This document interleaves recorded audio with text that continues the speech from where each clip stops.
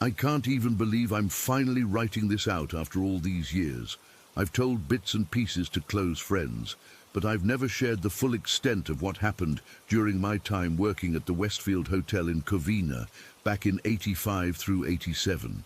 I don't know if putting this all down will help me process it or just bring everything back. But here goes. I was 22 when I started at the front desk. The Westfield was this grand old place built in the '30s, all Art Deco with those ornate ceiling fixtures and dark wood paneling everywhere. It had seen better days by the time I got there, but it still had a certain charm, or at least that's what I thought during my interview. If only I'd known what I was walking into. My first weird experience happened about 3 weeks into the job. I was working the afternoon shift, getting ready to hand over to the night auditor around 10 o'clock. The lobby was empty. It was a Tuesday, and we weren't very busy. I was organizing some paperwork when I got this sudden, intense feeling of cold around me, like not just a draft, but the kind of cold that seeps into your bones. I remember looking up at the thermostat thinking someone had cranked the AC, but it was set at 72 like always. That's when I noticed the smell. Perfume. Really strong, old-fashioned floral perfume, like my grandmother used to wear. I looked around, thinking maybe a guest had walked in, but there was nobody there. Just as quickly as it came, the cold and the smell disappeared. I brushed it off as exhaustion or my imagination, but looking back, that was my introduction to what the staff called the Lady in Green. The Northwest elevator was where most people encountered her. God, I hated that elevator. It was one of those old manual ones where you had to pull the gate across. Even when it was working perfectly, it had this creepy, sluggish quality. I'd take the stairs whenever possible, but sometimes, when I was helping guests with luggage, I had no choice. One night in the middle of summer, it must have been July of '86, I was helping this older couple get to their room. They had these massive suitcases, so we had to use the elevator. The moment we stepped in, the temperature dropped drastically. The husband even commented, "Oh, that's nice and cool." I didn't say anything, but I felt sick to my stomach because I knew what was coming. Sure enough, as we started rising, that same perfume filled the small space.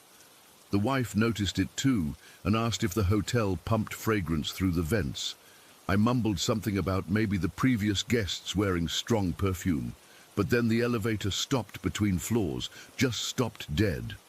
The lights flickered, and in that brief moment of semi-darkness, I saw her reflection in the brass panel of the elevator door. A woman in a green dress standing right behind me. Her face was pale, almost translucent, with dark hollows where her eyes should have been. I couldn't breathe. I couldn't move. The couple didn't react, so I knew they couldn't see her. After what felt like forever but was probably just seconds, the elevator jerked back to life and continued upward. When we reached their floor, I practically shoved them and their luggage out, made some excuse about forgetting something, and took the stairs all the way back down, my heart pounding the whole way. That wasn't even close to the worst of it. The thing about the Westfield was that it wasn't just one ghost or one haunted spot. The whole damn place was active. The bar area was particularly bad. It was this dimly lit space with a long mahogany counter and leather booths along the walls. I didn't work there, but I'd sometimes help out if they were short-staffed. One night, I remember it was a Friday because we had live jazz. I was collecting empty glasses when I noticed the emergency exit at the far end of the room. It was one of those push-bar doors with the alarm that's supposed to go off if it's opened. I was about 25 feet away when I saw the door handle push down, the door open about 6 inches, and then close again. No alarm, no person, just the door, opening and closing as if someone had changed their mind about leaving. I stood there, tray of glasses in hand, completely frozen. A couple at a nearby table were looking in that direction too, so I know I didn't imagine it. Mark, our head bartender, saw my face and came over. "You saw it too, huh?" he said quietly. He told me he never closed the bar alone. Always requested security to wait with him because he constantly felt like someone was watching him from the empty booths. He'd see shadows moving in his peripheral vision, and sometimes glasses would slide off the bar counter with no one near them. Room 209 was another hotspot. In '84, before I started working there, an elderly man had died in the bathroom, heart attack while he was showering. After that, we had constant complaints about that room. I remember this one businesswoman who checked in for a 3-night stay. She came down to the desk at 2 in the morning, still in her pajamas and bathrobe, completely freaked out. She said the shower had turned on by itself 3 times. She'd turn it off, go back to bed, and 15 minutes later, she'd hear the water running again. I moved her to another room, but you could tell she was rattled. A few weeks later, another guest in that same room requested a change because she said she felt like someone was watching her in the bathroom. She described feeling a presence standing behind her while she was brushing her teeth, like someone breathing down her neck. I didn't tell her about the previous guest's experience or the man who died there. I just apologized and moved her. The back office was where I had my most terrifying experience. It was a small room behind the front desk where we kept the safe and did the accounting. There were some potted plants on a shelf and a small desk with a computer, one of those old green screen ones. I was doing the night audit, filling in for someone who called in sick. It was around 3 in the morning and the hotel was quiet. I was the only one at the front, with just a security guard doing rounds somewhere in the building. I was entering the day's receipts when the temperature in the room plummeted. I could see my breath in front of my face. Before I could even react, one of the potted plants flew off the shelf, not fell, flew, and smashed against the wall opposite. I screamed and jumped up, knocking my chair over. Then another plant went flying, and another. It was like someone was throwing them in a rage, but there was nobody there. I backed up against the door, fumbling for the handle behind me, unable to take my eyes off what was happening. The computer monitor started glitching, the screen flashing on and off. Papers from the desk rose into the air and scattered everywhere. I finally got the door open and ran out to the lobby, shouting for the security guard. When he came running and we went back to check, everything was a mess. But the cold was gone. He clearly thought I'd had some kind of breakdown or that someone had broken in, but the only door had been locked from the inside and there were no windows. The next night, auditor they hired quit after his first shift. He wouldn't even tell management what happened, just said he wasn't coming back. Period. The phantom footsteps were almost constant throughout the hotel. You'd hear someone walking down the hallway, go to check, and find it empty. The shadows were the worst, though. Dark figures that would dart just at the edge of your vision, or sometimes stand completely still at the end of a corridor until you tried to approach them. There was this one night. God, I still get goosebumps thinking about it. When I was doing a late-night walkthrough with the security guard, Mike, we were checking that all the conference rooms were locked when we both saw it. A full-bodied shadow of a man standing in the middle of the Magnolia room. It was darker than the darkness around it, if that makes any sense. Mike turned on his flashlight and pointed it directly at the figure, but the light seemed to go right through it. We both stopped breathing. The shadow turned. I swear to you, it turned to face us, and then rushed toward us faster than anything I've ever seen. Mike, this big ex-military guy who wasn't afraid of anything, screamed like a child. We both did. We ran all the way back to the lobby and sat there with all the lights on until dawn. I lasted another 4 months after that before I quit. The final straw was when I was alone in the employee break room and distinctly heard a woman's voice whisper my name right into my ear. I felt the breath on my skin. When I turned around, I saw the green dress disappear around the corner. I gave my 2 weeks' notice the next day. What makes it all so frustrating is that this was before all the ghost hunting equipment and shows became popular. Now, I watch those paranormal investigation programs and think about how much evidence we could have captured at the Westfield. The EMF readings would have been off the charts. The EVP sessions would have been incredible. I've driven by the old building a few times since then. It was converted into offices in the 90s, and I always wonder if the people working there experience anything. Do they feel the cold spots? Do they smell the perfume? Does the lady in green still ride the elevator? If it's even still there, I know how this all sounds. Believe me, I was the biggest skeptic before I worked at that hotel. But after 2 years there, I know what I experienced wasn't imagination or hysteria or any of the rational explanations people try to give. That place was haunted, deeply and actively haunted, and not a day goes by that I don't think about it. Sometimes I still wake up in the middle of the night, thinking I smell that floral perfume. And for just a moment, I'm terrified I'll open my eyes and see her standing at the foot of my bed, watching me with those hollow eyes, still wearing that same green dress. Story 2. I still get chills thinking about what happened last month. I've debated whether to share this for weeks, but I need to tell someone who might understand or have experienced something similar. I moved to Australia for work about 8 months ago.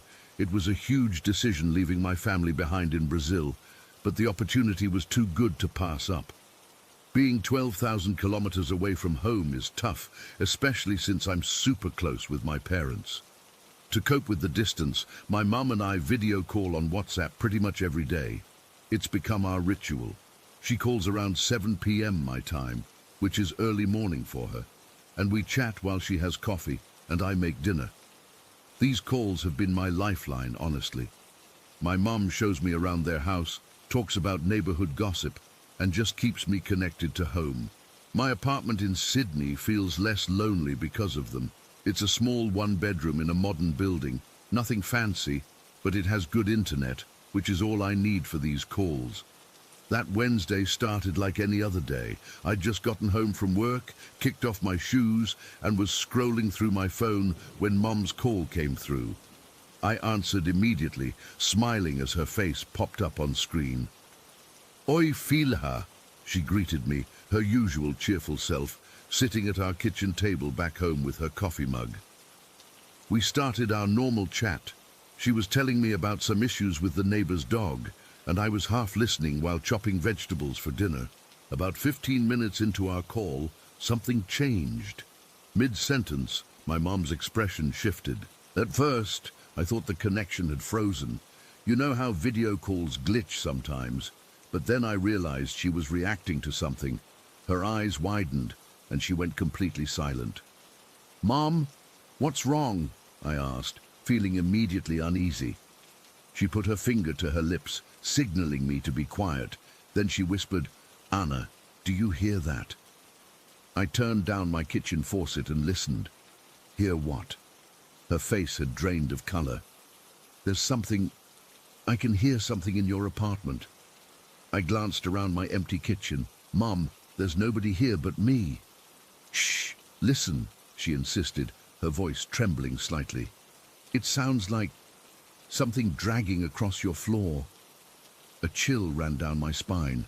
I was standing in the middle of my apartment. There was absolutely nothing making any noise except me. The building was relatively new and had good soundproofing. I rarely heard my neighbors. "Mom, I promise you there's..." "Now it's breathing," she interrupted, her voice barely audible. "Heavy breathing, like it's right next to your phone." My heart started racing. I could see the genuine fear in my mother's eyes, even through the small screen. She wasn't joking or exaggerating. Something had genuinely terrified her. "I can't hear anything, Mom," I said, trying to keep my voice steady while turning in a slow circle, surveying my apartment. Everything was normal. Nothing was out of place. "It's whispering now," she said, her hand shaking so badly that her image on my screen became jerky. "I can't understand what it's saying, but it's there. It's definitely there." I felt the hair on my arms stand up. My mom isn't the type to make things up or get spooked easily.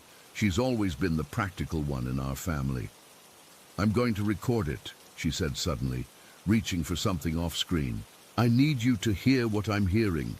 She grabbed her old phone, the one she keeps as a backup, and held it toward her active phone, presumably to record whatever sounds she was hearing coming from my end. The moment she pressed record, her expression changed again. "It stopped," she said, confused. "The second I started recording, it stopped." My hands were shaking now too. "Mom, you're scaring me. There's nothing here." She lowered the recording phone, watching me intently through the screen. Then her eyes widened again. "It's back, as soon as I stopped recording. Anna, it's..." Her voice broke. It sounds angry now. I could see tears forming in her eyes, and my mother is not someone who cries easily. Her hand was covering her mouth, and she was visibly trembling. "What's it saying?" I asked, my own voice barely a whisper now. She shook her head. "I can't make it out. It's not Portuguese, it's not English. It's..." She paused, listening. "It's getting louder." I've never felt fear like that before. Standing alone in my apartment, knowing my mother could hear something terrifying that I couldn't perceive. It was like being blind to a threat that someone else could see clearly. "Mom, go get Dad," I said suddenly, trying to sound calmer than I felt. "Right now. Get up and go to him." She nodded, her movements jerky with fear. She stood up, the phone still in her hand, and I could see the kitchen ceiling of my childhood home as she walked quickly, her breathing fast and shallow. "João!" I heard her call out to my father. "João, come here quickly!" I heard my father's muffled voice asking what was wrong, and then his face appeared alongside my mother's on the screen. He looked concerned, putting his arm around her. "What's happening?" he asked, looking from my mother to me on the screen. "There's a voice," my mother said, her voice still shaking, "coming from Anna's apartment. I can hear it through the call." My father frowned, looking skeptical but concerned. "I don't hear anything." "It stopped," my mother said, clutching his arm. "It stopped when I reached you." The three of us stayed silent for a moment, listening. There was nothing, just the ambient sounds of my apartment and their house. "Maybe it was interference," my father suggested, but he didn't sound convinced. The look he gave my mother told me he believed she'd heard something, even if he hadn't. "Let's try hanging up and calling back," I suggested, desperate to break the tension and find a rational explanation. We disconnected, and I took a few deep breaths before answering when they called back seconds later. For a brief moment, everything seemed normal. Then my mother tensed again. "There's an echo now," she said, "like the call is doubled." I couldn't hear it, but the fear was returning to her eyes. We disconnected again and tried one more time. This time, the call seemed normal, and whatever presence had frightened my mother seemed to be gone. "I think it's okay now," she said cautiously, but I could see she was still on edge. We talked for a few more minutes, all of us trying to act normal, but the atmosphere had changed completely. Before we hung up, my mother remembered the recording.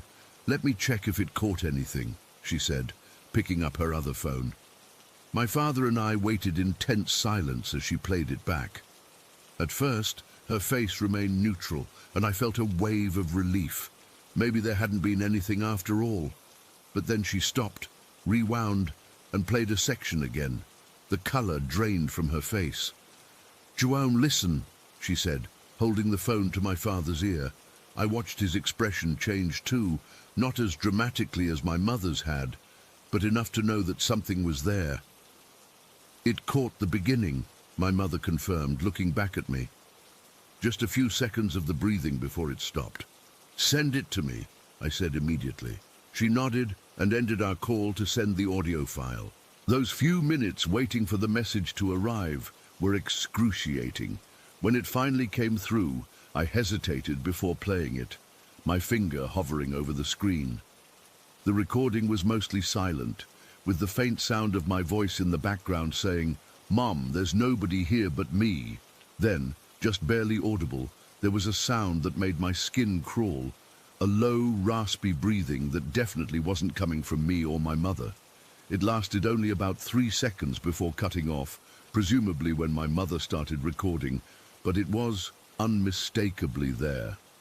I've played that clip dozens of times since then, trying to convince myself it was just some kind of technical glitch or crossed signal. My parents think someone somehow hacked our call as a prank, though they can't explain how or why.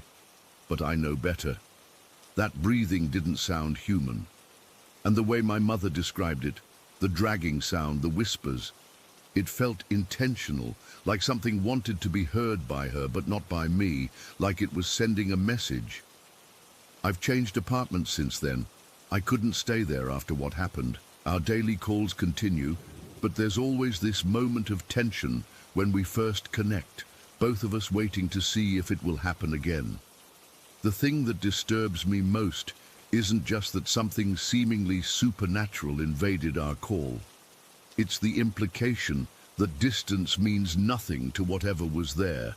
I moved 12,000 kilometers away, but if something wants to reach you, no amount of physical separation seems to matter. I still don't know what it was, or what it wanted. I don't know why only my mother could hear it. Sometimes I catch myself listening for that dragging sound in my new apartment, wondering if it followed me here, wondering if next time I'll be the one who hears it, while the person on the other end of the call remains oblivious. That 3-second clip is still on my phone. I've thought about deleting it countless times, but something stops me. It's the only proof I have that I'm not crazy, that something inexplicable reached across the world to make itself known to us.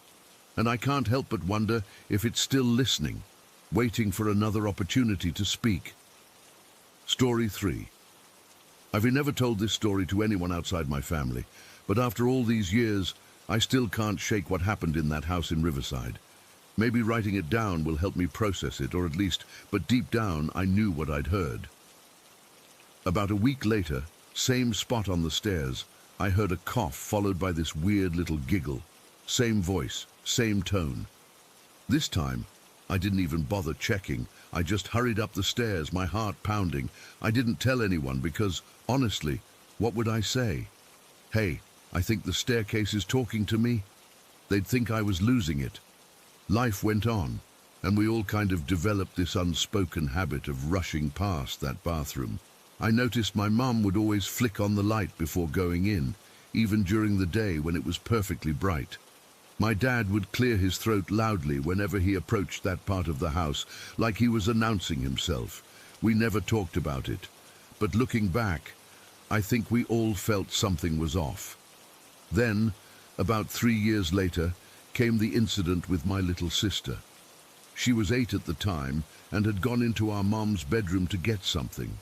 Suddenly, this blood-curdling scream echoed through the house, the kind that makes your stomach drop. My mom rushed upstairs and I followed right behind her.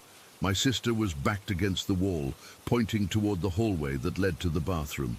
She was hyperventilating, tears streaming down her face.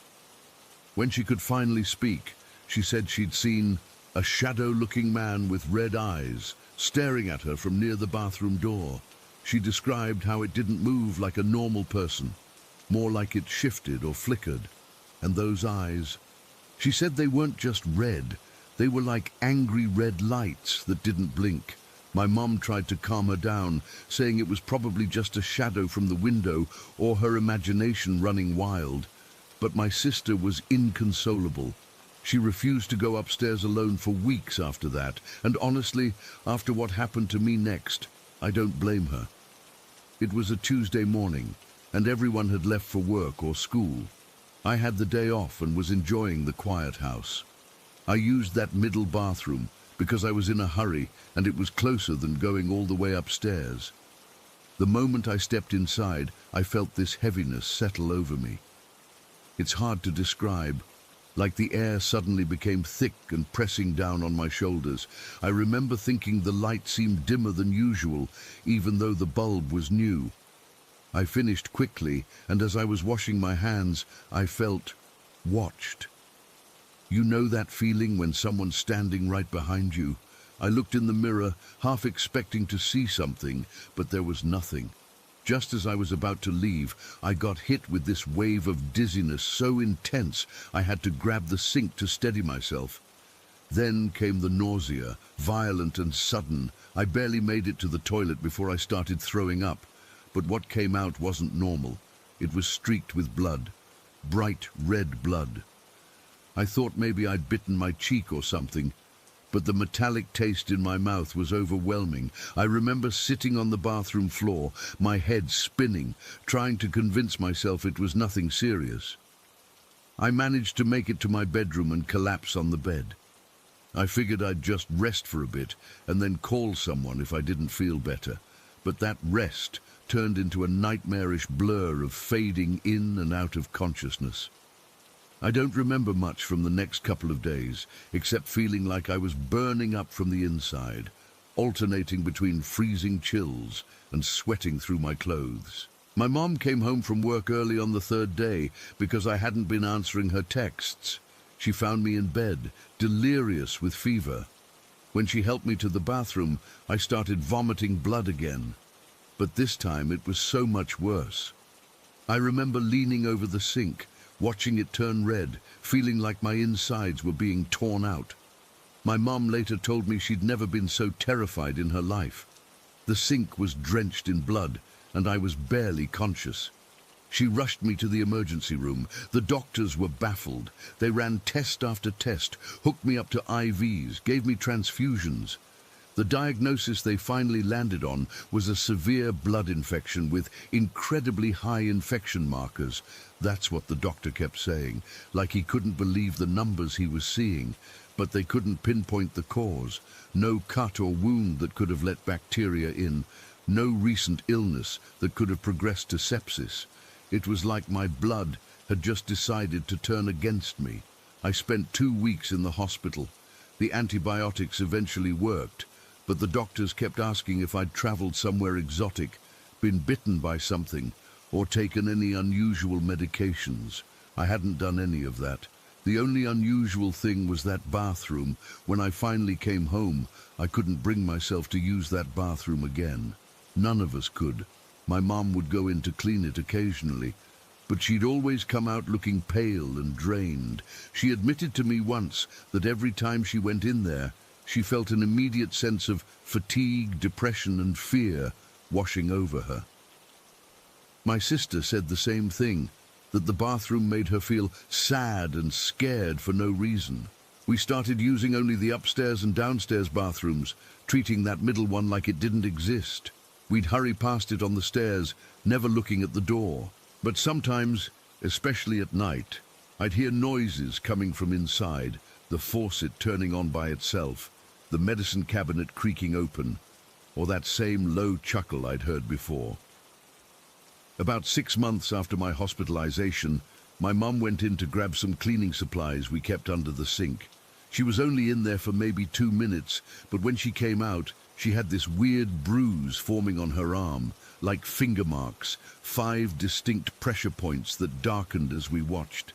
She didn't hit anything, didn't bump into the door or cabinet. The marks just appeared. That was the final straw. We moved out the following month. I've been in my own place for years now, but I still think about that house, that bathroom. I've tried researching the property's history, looking for any deaths or tragedies that might explain what we experienced, but found nothing conclusive. What bothers me most isn't just what happened, but the questions that remain. What was that thing? Why did it make me so sick? Was it trying to hurt me specifically, or was I just unlucky? And why that bathroom, in that specific spot in the house? I still have nightmares about those red eyes my sister described, even though I never saw them myself. In the dreams, I'm standing at that sink again. But when I look in the mirror, those eyes are staring back at me instead of my reflection. I always wake up tasting blood. The doctors never could explain what caused my infection. They called it idiopathic, their fancy way of saying, we have no idea. But I know, something in that bathroom wanted me gone, or worse. And sometimes, when I'm alone in my apartment and catch movement in my peripheral vision, I wonder if maybe it followed me. Last week, I was half asleep in bed, when I swear I heard that same whispered "hey" right next to my ear. I bolted upright, turned on every light in the place, and stayed awake until morning. I'm still not sleeping right. Whatever was in that bathroom, that entity, it wasn't just a ghost or some harmless spirit. It was something malevolent. something that could physically affect us. The fatigue, the depression, my blood infection, my mum's bruises. It was feeding off us somehow, and even now, years later and miles away, I still rush through my bathroom routine, never lingering too long in front of the mirror, always leaving the door open. Because some part of me is afraid that if I close the door, if I let myself be alone in a bathroom for too long, I might hear that voice again, and this time it might say more than just, "Hey." Story 4. I'm sitting here staring at my laptop screen, trying to type this without my hands shaking. Even though it's been 14 years since it happened, I still get this weird feeling in my stomach when I think about it. I've never really told this story to anyone outside my family because I'm afraid people would think I'm crazy or making it up for attention. But I need to get this off my chest, and maybe someone here has experienced something similar. Back in 2009, I was 16 and living with my parents and younger sister in a suburb called Lakeview. It was one of those cookie-cutter neighborhoods where all the houses looked pretty much the same. 2 stories, attached garage, small backyard. Our house wasn't old or creepy or anything that would make you think haunted. It was just normal. At least, that's what we thought when we moved in 3 years earlier. That night in March, my dad was away on a business trip to Chicago. He traveled a lot for work, so it wasn't unusual for it to be just me, my mom, and my sister Ellie at home. It was a Friday, and I remember being in a good mood because I'd gotten a B+ on a math test I thought I'd failed. Mom and Ellie were watching some reality TV show in the living room. I think it was American Idol or something, but I wasn't interested. Mom said I could hang out in their bedroom and watch whatever I wanted on their TV. This was a huge treat because my parents had this amazing waterbed and a much bigger TV than the one in my room. I made myself a bowl of popcorn in one of those metal mixing bowls we had, the kind that makes this hollow sound when you tap it. I grabbed a can of Coke from the fridge and headed upstairs to my parents' room. I remember feeling so grown up and content, like I had this perfect little evening planned out. The waterbed was super comfortable. I propped myself up against the headboard with a couple of pillows, balanced the popcorn bowl on my lap, and started flipping through channels. I finally settled on some crime show. I was obsessed with those back then. The house was warm and cozy, and I could hear the distant sounds of my mom and sister laughing downstairs, the occasional hum of the furnace kicking on, and the normal creaks and sounds that houses make.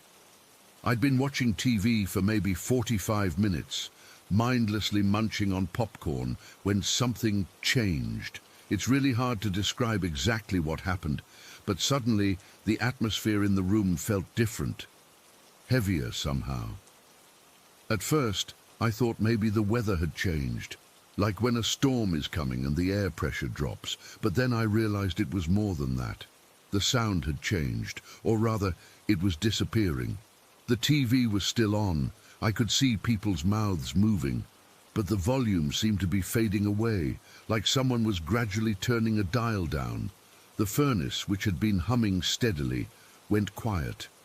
Even the background noise of the house, you know, that ambient sound that you don't even notice until it's gone, just vanished. It wasn't like someone had hit a mute button. It was like all the sound was being sucked away. Like the room had turned into this vacuum where sound couldn't exist anymore. I remember feeling my ears pop slightly, the way they do when you're on an airplane. I sat there completely still, popcorn halfway to my mouth, trying to understand what was happening. The silence was so complete, so utterly wrong, that I could hear my own heartbeat accelerating in my chest. I could hear the blood rushing in my ears. That's when it happened. "Excuse me, Kim." The voice came from directly beside my right ear. Not from across the room, not from the hallway, not from under the bed, or any other place that would have been scary, but at least would have given the voice a location. No, it was right there. Like someone was standing right behind my right shoulder, their mouth inches from my ear. The voice wasn't a whisper, but it wasn't loud either. It was clear and articulate and normal. That's what made it so terrifying. It wasn't ghostly or demonic or anything like what you'd expect in a horror movie. It wasn't obviously male or female. It was just a voice, a perfectly ordinary voice that somehow existed in this bubble of impossible silence. And it knew my name. I couldn't move. I literally could not make my body respond. It was like every muscle had locked up. My lungs felt like they'd forgotten how to work. The only things moving were my eyes, darting around the room, and my heart, which was pounding so hard I thought it might break my ribs. Then it happened again. "Excuse me, Kim." The exact same tone, the exact same inflection, like someone politely trying to get my attention. Something in me snapped. It was like my body suddenly remembered it could move, and all at once I was pure adrenaline and panic. I launched myself off that waterbed like I'd been catapulted. In my desperate scramble, my right foot got wedged between the water mattress and the wooden frame. I felt a sharp pain shoot up my ankle, but I barely registered it. The metal popcorn bowl went flying out of my hands. I still remember watching the kernels scatter across the room, hanging in the air for what seemed like forever. It was like time had slowed down, like I was watching everything happen in slow motion while my mind raced at 1,000 miles per hour. I yanked my foot free and practically fell off the bed. I didn't look back, didn't try to see if there was someone or something there. I just ran. I ran like my life depended on it, stumbling down the hallway, nearly falling down the stairs in my panic. I burst into the living room, sobbing and hyperventilating. My mum jumped up from the couch, alarmed. Ellie looked terrified just seeing me in that state. I tried to explain what had happened, but I was crying so hard that the words weren't making sense. My mum kept asking if someone was in the house, if I'd seen an intruder. When I finally managed to tell her about the voice, she went pale. She sent Ellie to her room and then did something I'll never forget. She grabbed a baseball bat from the closet and went upstairs to check my parents' bedroom. I begged her not to go, clutching at her arm, but she insisted. She was shaking too, I could tell, but she was trying to be brave for me. I waited at the bottom of the stairs, ready to run out the front door if I heard anything. After a few minutes that felt like hours, she came back down. She said there was no one there, that she'd checked every closet, under the bed, behind the curtains, everywhere. The only evidence that anything had happened was the scattered popcorn all over the floor and the TV still playing with the sound on. The sound was back. Whatever strange silence had enveloped the room was gone. We called my dad, and he offered to come home early, but my mum told him not to worry. We ended up all sleeping in the living room that night, with the lights on. I had a bruise on my ankle the next day from where I'd jammed it in the bed frame. That wasn't the only weird thing that ever happened in that house. There were other incidents, objects moving, strange noises, cold spots that would appear randomly in rooms, but nothing ever felt as personal or as terrifying as that voice that knew my name. We moved out of that house about a year later. My parents said it was because my dad got transferred to another office, but I always wondered if they were just as freaked out as I was and wanted an excuse to leave. I've tried to rationalize what happened many times over the years. Maybe it was just my imagination, or some kind of auditory hallucination brought on by stress, though I wasn't particularly stressed that day. Maybe there was a real person in the house who somehow knew my name and managed to hide from my mum when she searched. Maybe there was some weird acoustic phenomenon that made me hear something from downstairs or outside. But none of those explanations feel right.